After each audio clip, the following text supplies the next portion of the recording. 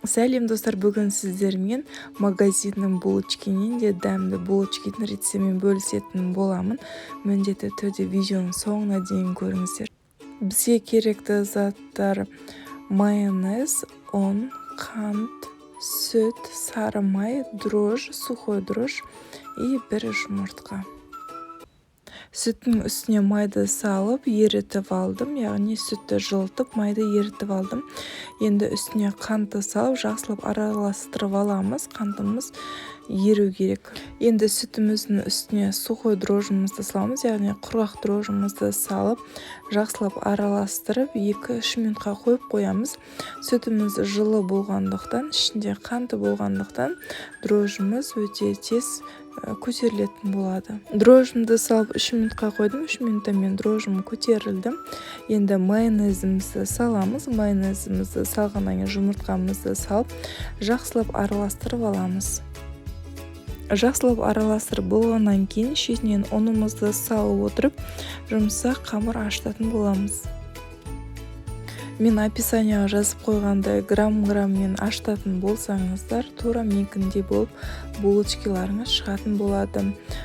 Бірақ бір айта кетерім, егер де жұмыртқаларыңыз менікіндей үлкен болмаса, кішірек болса, онда 2 жұмыртқа салыңыздар. Жұмыртқаларыңыздың салғанына қарай онда да саласыздар.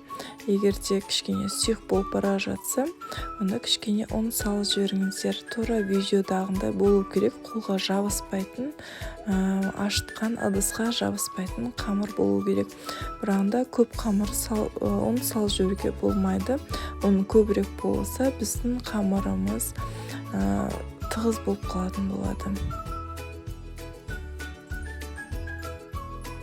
Ашытқан қамырымыздың бетін жауып, жылы жерге 20 минутқа немесе 30 минутқа қоямыз. Қамырымыз 20 минутта или 30 минутта көтерілу керек.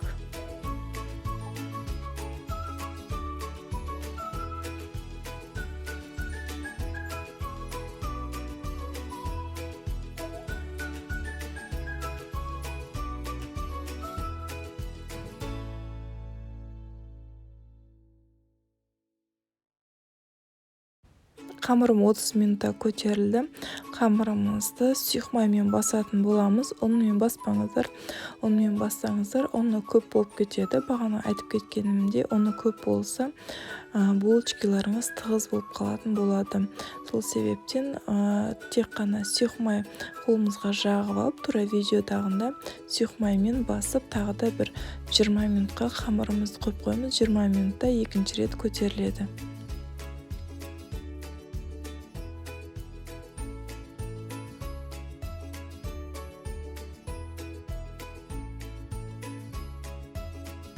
Булочкамыз дәмді болу үшін булочкамыздың бетіне крошка дайындайтын боламыз.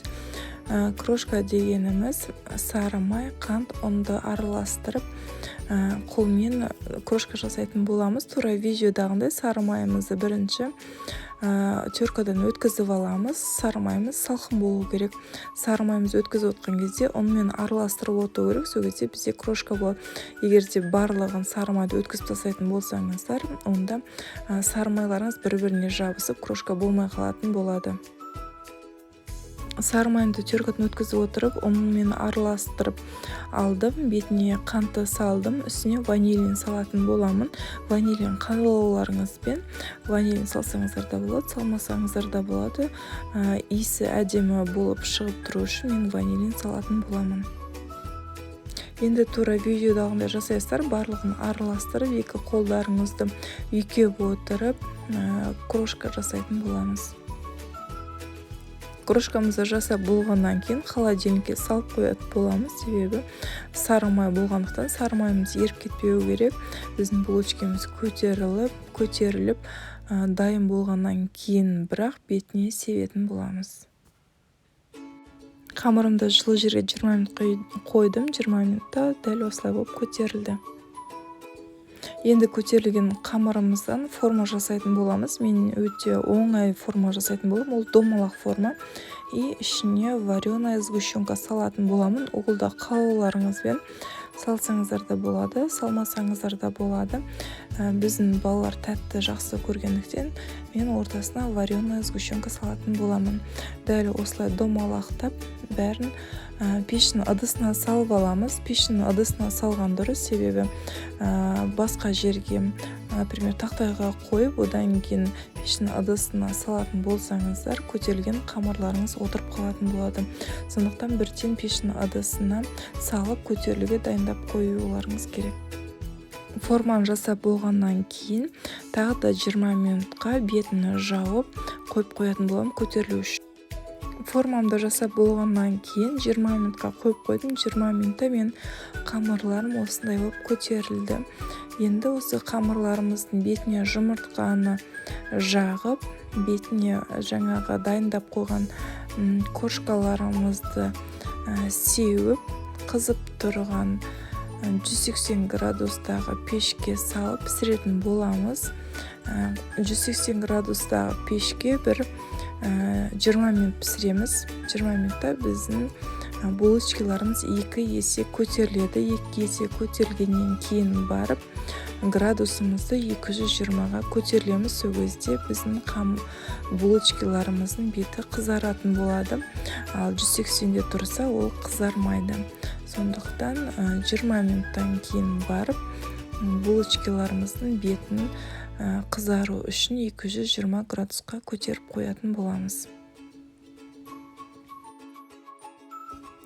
Міне қыздар, менің булочкаларым пісті. Көріп отқандарыңыздай бағана жасап қойған формадан 3 есе үлкен болып пісті. Магазиннің булочкаларынан да өте дәмді болады. Ең бастысы бұл өздеріңіз жасаған, өздеріңіздің қолдарыңыздан жасаған нан. Міндетті түрде жасап көріңіздер.